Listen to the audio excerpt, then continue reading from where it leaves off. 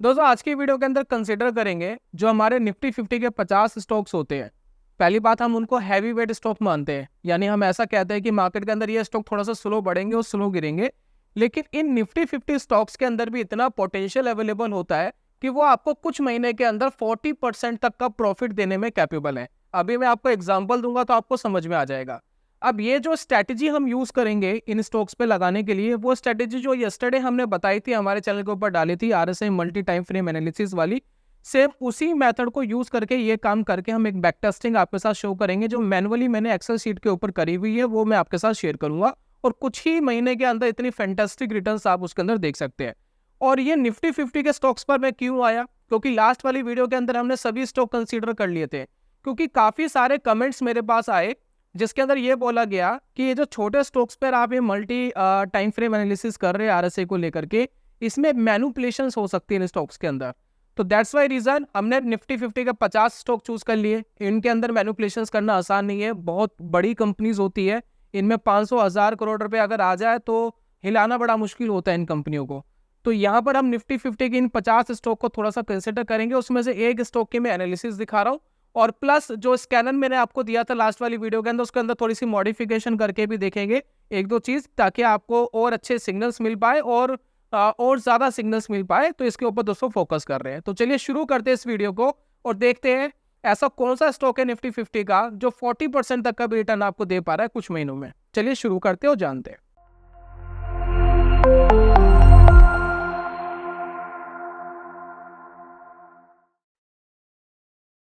बहुत बहुत स्वागत है आप सभी का ट्रेडिंग चैनल के यूट्यूब चैनल में। मेरा नाम है अनमोल मित्तल।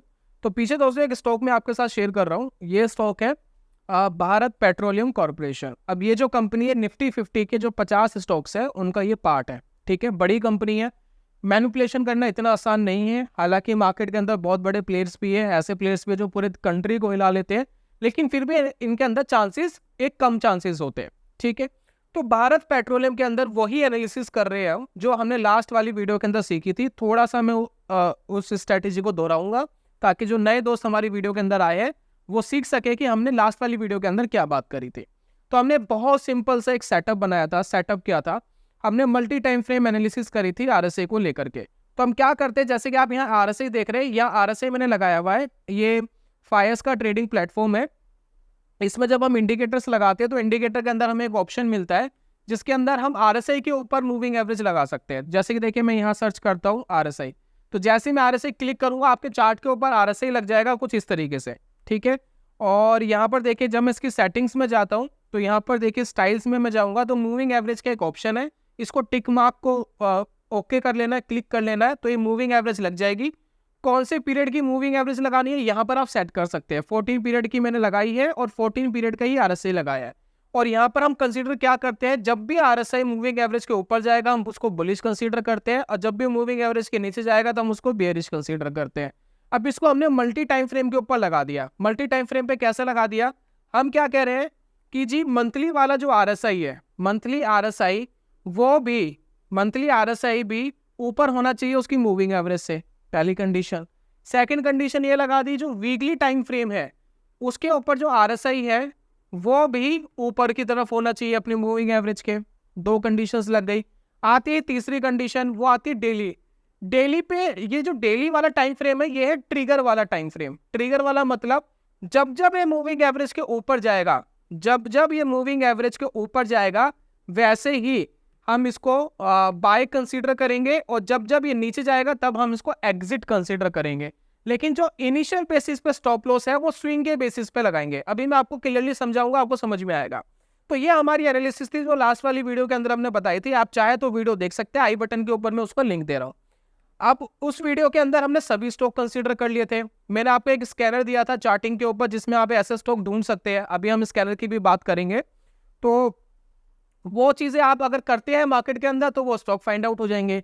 लेकिन अगर हम इसको निफ्टी 50 में करें तो क्या रिजल्ट आएगा, तो एक स्टॉक मैंने पकड़ लिया है, अब बाकी काम आपका है। आप अलग अलग स्टॉक पकड़ लीजिए, बहुत सारे हमारे बहुत बड़ी फैमिली है हमारी यूट्यूब की, तो आप कोई भी एक स्टॉक पकड़ लीजिए, अपनी एनालिसिस करके मुझे शेयर कर सकते हैं कि भाई मैंने बैक टेस्टिंग करी और मेरा ये रिजल्ट आया इस पर्टिकुलर स्टॉक में। 50 स्टॉक है निफ्टी 50 के, सभी अपने हिसाब से अलग अलग स्टॉक पे एनालिसिस कर लीजिए। चलिए एक में मैं करके दिखा रहा हूँ, ठीक है। अब यहाँ पर देखिए हमने निफ्टी 50 का जो भारत पेट्रोलियम पकड़ा है, तो इसमें सबसे पहले हमने 1 मंथ का टाइम फ्रेम लगाया। अभी जो हॉरिजॉन्टल लाइन लगा रखी है ये मैंने वीक डे के हिसाब से लगा रखी है, अभी मैं समझाऊंगा कैसे लगा रखी है।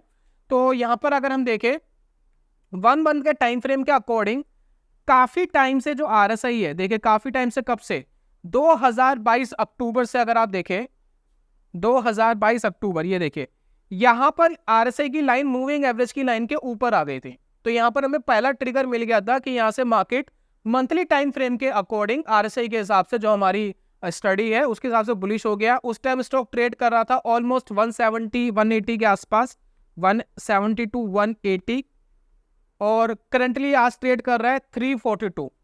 तो ये मेरा one of the favourite time frame है जिसके अंदर नॉइज बहुत कम होती है और स्टॉक के अंदर इतना पोटेंशियल आ जाता है, जब कोई सिग्नल मिलता है तो वो 2 3 4 5 गुना तक भाग जाता है। लेकिन कुछ हमारी फैमिली मेंबर्स ऐसे हैं, यानी हमारे जो यूट्यूब की फैमिली है, वो चाहती है यार मंथली टाइम फ्रेम कौन यूज करता है, बहुत लेट सिग्नल मिलता है, हमें तो डे वाइज कुछ करना है। तो इसीलिए दोस्तों मैंने इसको थोड़ा सा मॉडिफाइड करके आपके लिए, जो हमारा मेन टाइम फ्रेम है वो तो बुलिश ही है, उससे छोटा वाला भी बुलिश है, उससे जो नीचे वाला अगर वो भी बुलिश होता है तो आपको कुछ बड़े ट्रिगर्स मिल जाएंगे मार्केट में।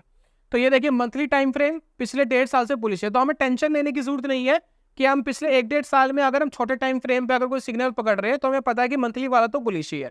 अब हमारी कंडीशन दूसरी क्या थी कि वीकली वाला भी बुलिश होना चाहिए, तो अब हम आगे वीकली टाइम फ्रेम पे। अब वीकली में क्या हो रहा है कि बीच में बुलिश हो रहा है और बीच में बेयरिश भी हो रहा है। अब यहाँ पर देखिए क्या हो रहा है इसके अंदर, आप देखिए अब यहां से लेकर के यहां तक ये बुलिश था, और यहां देखिए स्टॉक कितनी रफ्तार से भागा, है ना, क्लियरली आपको दिख रहा है ना, स्टॉक तेजी से भागा। लेकिन जब ये आरएसआई की लाइन इससे नीचे आ गई थी तो ये क्या हो गया था, साइडवेज हो गया था, है ना। तो यहां पर अगर हम ट्रेड ना लेते तो हमारे लिए बेटर था, यहाँ पैसा तो बनता नहीं है, टाइम वेस्ट होना था, कुछ भी नहीं होना था यहाँ पर। तो ये टाइम वेस्ट वाला टाइम इसने बचा दिया। फिर उसके बाद वापस बुलिश हो गया, फिर यहां से यहां तक बुलिश था, फिर यहां से यहां तक देखिए थोड़ा सा डाउन में था, ये देखिए, ठीक है ना, फिर अगेन बुलिश हुआ। क्लियर है ना आपको कि कहां पर बुलिश हो रहा है, कहां पर बेरिश हो रहा है। मंथली टाइम फ्रेम यहां पर बुलिश ही है पिछले 1 1.5 साल से, लेकिन वीकली टाइम फ्रेम आपको बीच बीच में जो टाइमिंग कर रहा है वो ये कह रहा है कि जी मैं कभी बेरिश हो रहा हूं या साइडवेज हो रहा हूं या मैं फिर बुलिश हो रहा हूं। तो हमें दोनों कंडीशन मैच करनी थी कि मंथली भी बुलिश हो, वीकली भी बुलिश हो। तो हम ट्रेड कहाँ ले सकते हैं, तो हम इस एरिया में ट्रेड ले सकते हैं, ये वाला जो एरिया है जब ये बुलिश था, क्योंकि मंथली भी यहाँ पर बुलिश था, वीकली भी यहाँ पर बुलिश है। तो यहाँ पर हमें वन डे देखना था कि वन डे बुलिश होता है या नहीं होता है, वो हमें चेक करना था। यहाँ पर ले सकते हैं, इस जोन में ले सकते हैं ट्रेड, और प्लस इस जोन में ट्रेड ले सकते हैं, है ना। ये सारे वो जोन है, यहाँ मंथली भी बुलिश है और वीकली भी बुलिश है। तो हमें ये टाइम पीरियड नोट कर लेना है कि इस महीने से लेकर इस महीने तक मंथली भी बुलिश था और वीकली भी बुलिश था, इस महीने में मंथली भी बुलिश था और वीकली भी बुलिश था, यहाँ भी मंथली भी बुलिश है और वीकली भी बुलिश है। अब हमने क्या करा, जब हमने बैक टेस्टिंग करी, हम इसको लेकर के आए वन डे के टाइम फ्रेम पे, ठीक है। अब वन डे के टाइम फ्रेम पे और ज्यादा फ्लक्चुएशंस, और ये मुझे बहुत खराब टाइम फ्रेम लगता है, मैं इसका फैन नहीं हूँ, मुझे बहुत इरिटेट करता है ये टाइम फ्रेम। जब तक मुझे मंथली क्लैरिटी ना दे मैं ट्रेड लेना पसंद नहीं करता, ठीक है। अब आगे हम वन डे के टाइम फ्रेम पे, तो हमने पिछले 1 साल की एक बैक टेस्टिंग करी है। उस पिछले 1 साल में मैं आपके साथ शो कर रहा हूँ कि कितनी बार ट्रिगर मिला और कितनी बार स्टॉप लॉसेस लगे। एक्सेल शीट पे मैंने पूरा नोट करा, यहाँ देखिए 12 अक्टूबर 2023 को हमें ट्रिगर मिला जब ये ऊपर गया था, ठीक है। यहाँ देखिए यहाँ पर हमें ट्रिगर मिला, यहाँ मैंने हॉरिजॉन्टल लाइन लगाई हुई है, यहाँ देखिए इस कैंडल पे हमें ट्रिगर मिला कि जी बाय कर लो। और जब हम स्टॉप लॉस लगाते हैं, जब हम पहला ट्रेड लेते हैं, जैसे कि मान लेते हैं कि हमने वन डे का टाइम फ्रेम पे फर्स्ट ट्रेड लिया, तो फर्स्ट ट्रेड का स्टॉप लॉस हम जो स्टॉप लॉस है वो स्विंग के नीचे लगाते हैं। तो रिसेंटली जो स्विंग था वो ये था, तो ये मेरा एसएल होगा। हम आरएसआई के बेसिस पे एग्जिट नहीं करेंगे, क्योंकि मैंने क्या बोला, वन डे के टाइम फ्रेम पे बेमतलब की फ्लक्चुएशंस होती है। आपका मंथली बुलिश है, वीकली पीरियड में बुलिश है, स्टॉक के ऊपर जाने की ज्यादा संभावना है, हालांकि नीचे भी आ सकता है। लेकिन मैं अपना स्टॉप लॉस प्राइस एक्शन के बेस पे लगाऊंगा, मैं इंडिकेटर के बेस पे नहीं लगाऊंगा। इंडिकेटर के बेस पे मैं प्रॉफिटेबल एग्जिट कर सकता हूं, लेकिन लॉस मैं लूंगा प्राइस एक्शन के बेसिस पे। तो ये देखिए प्राइस एक्शन के बेसिस पे यहां मैंने एसएल लगा दिया और ये एसएल मेरा यहां ट्रिगर हो गया। तो मेरा जो पहला ट्रेड था वो क्या था, नुकसान में चला गया। देन फिर देखिए फिर ये आरएसआई यहां पर ऊपर गया, ये सेकंड ट्रेड मुझे मिला इस कैंडल के ऊपर, और यह बहुत बढ़िया ट्रेड था और इस ट्रेड ने मुझे एग्जिट दिया यहाँ पर, क्योंकि आरएसआई की लाइन मूविंग एवरेज की लाइन के नीचे आ गई थी यहाँ पर कहीं, और यहाँ से लेकर यहाँ तक का मैं बढ़िया प्रॉफिट यहाँ पर कमा पाया। तो ये दोस्तों मैंने एनालिसिस करी है, ये बैक टेस्टिंग करी है, और ये बैक टेस्टिंग करके कुछ 5-6 ट्रेड्स मिले हैं, तो वो मैं आपके साथ शेयर कर रहा हूँ एक्सेल शीट के ऊपर। ये देखिए, ये ट्रेड्स यहाँ पर देख सकते हैं आप। तो पहला ट्रेड जो हमने लिया था 12 अक्टूबर को, जो मैंने अभी रिसेंटली आपको शो करा है, आप उस ट्रेड को अगर देखेंगे, ये देखिए ये ट्रेड यहाँ पर लिया गया 12 अक्टूबर को, बाय करा था 175.5 पर। 26 अक्टूबर को मैंने बेच दिया 165 के अप्रोक्स, और 10 रुपए के आसपास का नुकसान हुआ यहाँ पर, 10 रुपीज का। 14 दिन की होल्डिंग थी। इन्वेस्टिंग मैंने करी इनिशियल बेसिस पे 10,000 रुपए की, 10,000 रुपए लगाए, इतनी क्वांटिटी बाय करी थी, इतने रुपए में बेचा, मेरे को नुकसान हो गया 600 रुपए का। अभी 600 रुपए के नुकसान में थोड़ा सा डीपी चार्जेस ये वो भी लग जाएगा, तो 30-40 रुपए, 20-30 रुपए आप एक्स्ट्रा मान लीजिए, 30 रुपए का और ज्यादा नुकसान हुआ, लेकिन बहुत ज्यादा हार्म नहीं करेगा। चलिए, उसके बाद देखिए हमें अगला ट्रेड मिला कब, 30 अक्टूबर 2023 को।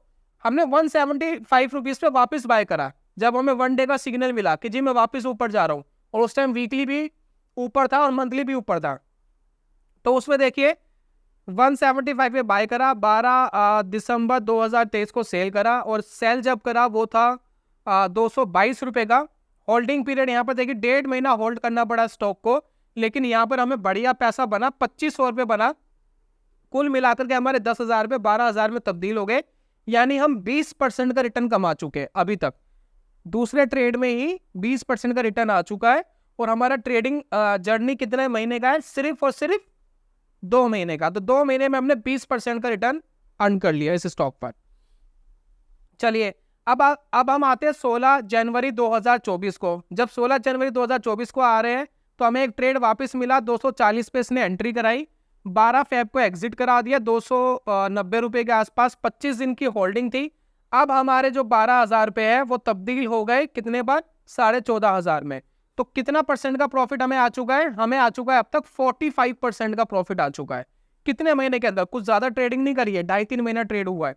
उसके बाद देखिए 14 फेब 2024 को ट्रेड मिला 315 पर, एग्जिट मिला 290 रुपए का, 31 डेज की होल्डिंग थी। यहाँ पर हमें नुकसान हुआ 1100 का, वापिस हम आगे 1330 रुपए 300 पे, ठीक है, थोड़ा नुकसान हुआ। फिर 24 जुलाई को वापस ट्रेड मिला, 316 का खरीदा, 332 का बेचा, थोड़ा सा यहाँ प्रॉफिट आया 674 रुपीज का। अब यहाँ पर लगभग 14,000 पे वापस हो गए हमारे। फिर ये जो लास्ट वाला ट्रेड है, अभी ना तो इसका स्टॉप लॉस हिट हुआ है और ना ही इसका टारगेट हिट हुआ है, लेकिन जब मैंने खरीदा था तब ये 346 रुपीज का था बैक टेस्टिंग के हिसाब से। रियलिटी में मैंने स्टॉक को नहीं खरीदा है, और 342 पे मान लेते आज ये चल रहा है, यानी 4 रुपए नीचे चल रहा है। तो करंटली 161 रुपीज का लॉस हो रहा है, लेकिन अभी ना तो इसका स्टॉप लॉस मिला है और ना ही इसका टारगेट मिला है। तो ये स्टिल होल्डिंग में है, ऊपर जाएगा नीचे जाएगा वो बात की बात है। लेकिन करंटली जो आपने 10,000 रुपए लगाए थे वो ऑलमोस्ट अभी 14,000 पर है, यानी 40% का रिटर्न हम कमा चुके हैं। अगर मैं होल्डिंग पीरियड देखूं यहाँ पर, भाई कितने दिन आपने होल्ड करा स्टॉक को, तो ये 4 to 5 मंथ्स ही है, उससे ज्यादा नहीं है। तो 4 से 5 महीने के अंदर आप देख रहे हैं कि 40% आप ट्रेडिंग करके अर्न कर चुके हैं निफ्टी 50 के, जो हैवी वेट स्टॉक्स होते हैं जिनको मैनिपुलेट करना मुश्किल होता है किसी छोटे ऑपरेटर के लिए। और बड़ा ऑपरेटर इतना ज्यादा एक्टिव नहीं होता मार्केट के अंदर कि वो हर समय मार्केट को हिला रहा है, एक रेयर चांसेस मार्केट के अंदर होते हैं। तो इस तरीके के रिटर्न्स दोस्तों आपको मार्केट के अंदर मिल जाते हैं RSI multi time frame analysis से। समझ में आ गया? यहाँ पर देखिए वही सारी एनालिसिस मैंने कर रखी है। यहाँ पर देखिए अलग अलग आपको यहाँ देखिए ट्रेड्स मिल रहे हैं। ये देखिए कब एंट्री लिया, कब एग्जिट लिया। देखिए यहाँ पर देखिए एग्जिट रहा, यहाँ पर हमने कोई एंट्री नहीं ली। यहाँ पर देखिए हल्का सा ऊपर गया था, लेकिन जो हमारी एनालिसिस है उसके हिसाब से जो कैंडल आपको ट्रिगर दे रही है उसका हाई भी ब्रेक होना चाहिए। इसने ट्रिगर दिया, हाई ब्रेक नहीं हुआ, तो एंट्री मैच नहीं हुई। और जब एग्जिट आप लेंगे तो एग्जिट के टाइम ये देखिए इस कैंडल में एग्जिट मिला था, इसका लो भी ब्रेक होना चाहिए। तो यहाँ पर देखिए यहाँ एग्जिट करा, तो एग्जिट भी लो ब्रेक होना चाहिए, और जब एंट्री करेंगे तब हाई ब्रेक होना चाहिए, इसको भी और कंसिडर कर लीजिए। अब यहाँ देखिए यहाँ पर हमने एंट्री ली, ये कैंडल मूविंग एवरेज के नीचे आई, आरएसआई नीचे आया मूविंग एवरेज के, और इसका लो ब्रेक नहीं हुआ। लो ब्रेक नहीं हुआ, ट्रेड में हम होल्ड पर है, जब तक होल्ड पर है जब तक लो ब्रेक नहीं होता। इसका लो ब्रेक हुआ नहीं, स्टॉक और ऊपर चला गया। यहाँ देखिए यहाँ पर इस कैंडल ने ट्रिगर दिया कि आरएसआई के नीचे गई, फिर इसका लो भी ब्रेक हुआ, तब जाकर के हमने एग्जिट करा, राइट। ये चीज दोस्तों और इंक्लूड करी है, तब जाकर के इस तरीके के रिजल्ट हमें मिले हैं।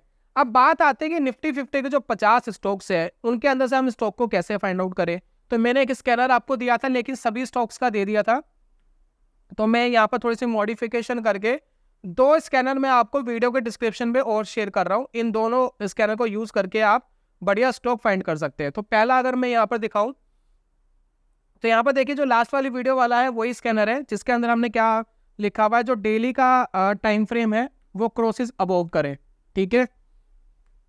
डेली का टाइम फ्रेम क्रॉसेस अबोव करे, वीकली का टाइम फ्रेम ग्रेटर देन होना चाहिए जो आरएसआई एसएम है उससे ऊपर, मंथली का टाइम फ्रेम भी आरएसआई एसएम है उससे ऊपर होना चाहिए, और ये क्रॉसेस अबोव करे, क्योंकि ये ट्रिगर है, ये हमारे लिए एंट्री और एग्जिट ट्रिगर है।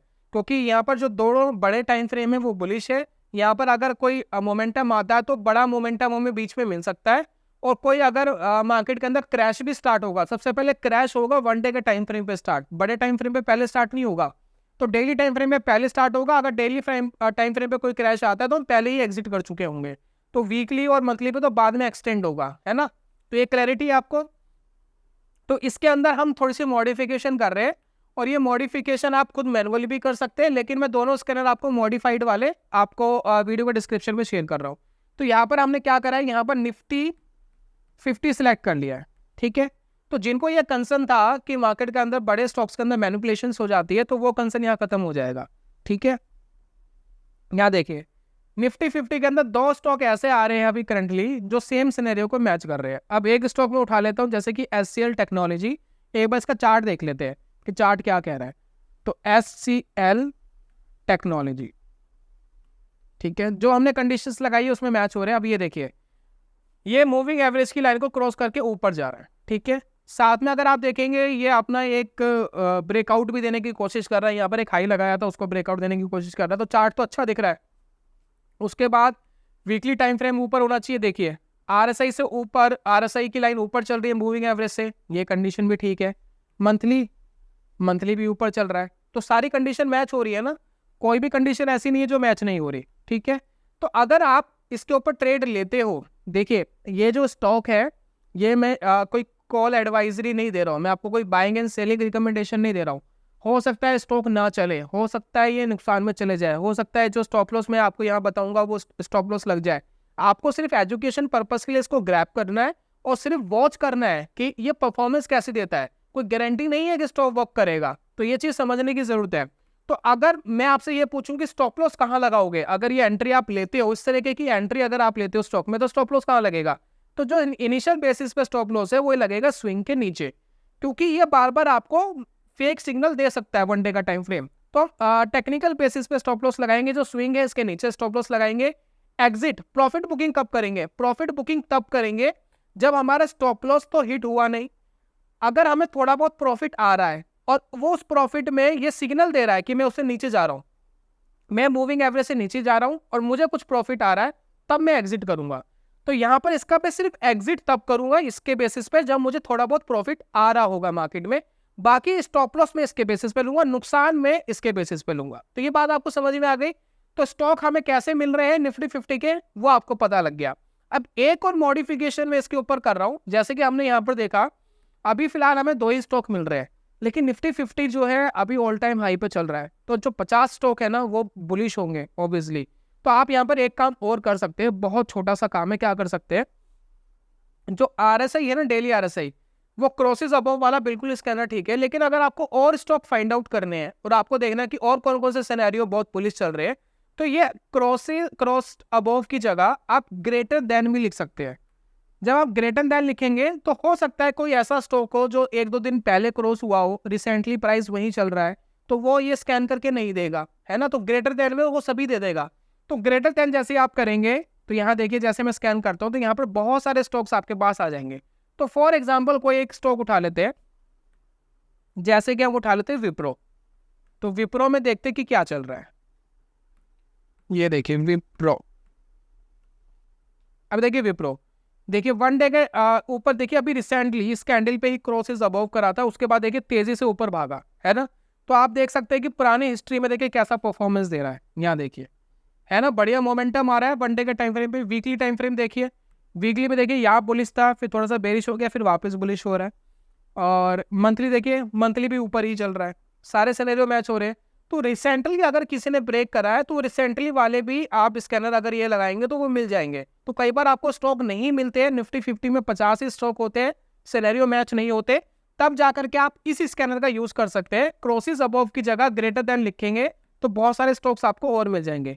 तो ये दोनों स्कैनर दोस्तों मैं आपके साथ शेयर कर रहा हूँ, एक तो ग्रेटर देन वाला, तीनों ग्रेटर देन, प्लस एक क्रॉसेस अबव वाला निफ्टी 50 के स्टॉक्स में। और अगर आपको इनके ऊपर एडिट करना है तो आप खुद एडिट कर सकते हैं। यहाँ पर आप जाकर के निफ्टी 500 में काम करना चाहते हैं, निफ्टी 200 के स्टॉक्स में काम करना चाहते हैं, निफ्टी 100 के स्टॉक्स में काम करना चाहते हैं, या फिर निफ्टी बैंक निफ्टी में ही काम करना चाहते हैं, लार्ज कैप 250 में काम करना चाहते हैं। यहाँ बहुत सारे इंडाइसिस है, आप सिलेक्ट करके अपना जो भी आप सिलेक्ट करना चाहते हैं कर लीजिए। मैं जो आपके साथ शेयर कर रहा हूँ वो निफ्टी 50 वाले स्कैनर्स दोनों शेयर कर रहा हूँ, डिस्क्रिप्शन में लिंक है, क्लिक करके आप स्कैनर में जाएंगे, फ्री ऑफ कॉस्ट, किसी को कोई पैसा नहीं देना है, सारा काम आपका यहाँ पर हो जाएगा। तो ये था दोस्तों आज की वीडियो के अंदर। वीडियो कैसी लगी जरूर बताइएगा, बाकी कोई क्वेश्चन हो तो कमेंट बॉक्स में लिखिएगा, मैं आंसर करने की कोशिश करूंगा। बाकी अगर बहुत सारे स्टॉक्स हम चाहते हैं कि उसकी बैक टेस्टिंग हो जाए, हमें पता लग जाए कि निफ्टी 50 के सभी स्टॉक्स के अंदर क्या परफॉर्मेंस हो रही है, तो आप अपना खुद भी थोड़ा सा टाइम लगा करके ये काम कर सकते हैं। मेथड मैंने आपके साथ शेयर कर दिया है। बाकी आप चाहते हैं कि मैं अगर किसी स्टॉक को लूँ तो आप मुझे कोई स्टॉक बता दीजिए, अगर बहुत सारे लोग उसके ऊपर एग्री करते हैं कि इस स्टॉक के ऊपर करना चाहिए तो मैं एक बैक टेस्टिंग आपके लिए ला दूंगा नेक्स्ट वीडियो में, उससे अगली वीडियो के अंदर हम उसको कवर कर लेंगे, राइट। दोस्तों यहाँ पर एक चीज़ का और ध्यान रखना, यहाँ जितने भी मैंने स्टॉक्स बताए कोई भी स्टॉक के अंदर कोई एडवाइजरी नहीं है, मैं कोई कॉल आपको नहीं दे रहा कि आप इस स्टॉक को यहाँ बाय कर लो, यहाँ स्टॉप लॉस लगा कोई जाएगा नहीं जाएगा, ना तो डायरेक्ट हो ना ही इनडायरेक्ट, कोई भी आपको इस तरीके की रिकमेंडेशन एडवाइजरी नहीं है। मैं कोई सेबी रजिस्टर्ड फाइनेंशियल एडवाइजर नहीं हूँ आपका कि मैं आपको इस तरीके की एडवाइस दे सकूँ। तो इस स्टॉक को ना तो खरीदने और ना बेचने की कोई सलाह नहीं है, आपको सिर्फ एजुकेशन पर्पज के लिए इन स्टॉक्स को लेना है और सिर्फ वॉच करना है कि ये कैसा परफॉर्मेंस देते हैं। बैक टेस्टिंग करिए, अपनी बैक टेस्टिंग के ऊपर विश्वास रखिए, और मार्केट के अंदर जब भी आए तो आपको पूरा कॉन्फिडेंस होना चाहिए कि कोई एक पर्टिकुलर स्ट्रैटेजी है जो अच्छा काम कर रही है, मैं इससे पैसे लगा सकता हूँ। और शुरुआत में जब भी पैसा लेकर आए बहुत थोड़ा पैसा लेकर के आए और यही सोच के लाइए पैसे का नुकसान हो सकता है, ये जीरो हो सकता है, तो क्या आप फाइनेंशियली स्टेबल रहेंगे या नहीं रहेंगे, यही सोच के मार्केट के अंदर शुरुआती रूप में सीखने के लिए आपको पैसा लगाना होता है। इस चीज़ का दोस्तों ध्यान जरूर रखें। तो मिलता हूं दोस्तों नेक्स्ट वीडियो में। बाकी वीडियो वाइंड अप करने से पहले इंपॉर्टेंट अपडेट ये है कि हमने लॉन्च करा इंट्राडे ट्रेडिंग का एक कोर्स जो आपको मिलेगा बिल्कुल फ्री ऑफ कॉस्ट। इसके अंदर हमने सिखाई option scalping, option systematic trading, equity cash के अंदर ट्रेडिंग आप कैसे कर सकते हैं, और इसके लिए आपको हमारी फैमिली का हिस्सा बनना पड़ेगा। यानी आप हमारा चैनल सब्सक्राइब करते हैं, देन एक गूगल फॉर्म हमने प्रोवाइड कराया डिस्क्रिप्शन एंड कमेंट बॉक्स में, उसको फिल करके हमें भेज दीजिए, हम आपको कोर्स 1 से 2 दिन के अंदर ईमेल के थ्रू प्रोवाइड करा देंगे। इसके लिए आपको कोई पैसा नहीं देना है, छोटा सा काम बस यही करना है कि जो हमारे सब्सक्राइबर हैं सिर्फ उन्हीं को हम ये प्रोवाइड करा रहे हैं, हम क्रॉस चेक कर लेंगे कि आप हमारे सब्सक्राइबर है या नहीं है, देन हम उसको आपको प्रोवाइड करा देंगे। तो ये था दोस्तों आज की वीडियो के अंदर, जल्दी मिलूंगा नेक्स्ट वीडियो में, तब तक के लिए goodbye, God bless you, bye bye दोस्तों।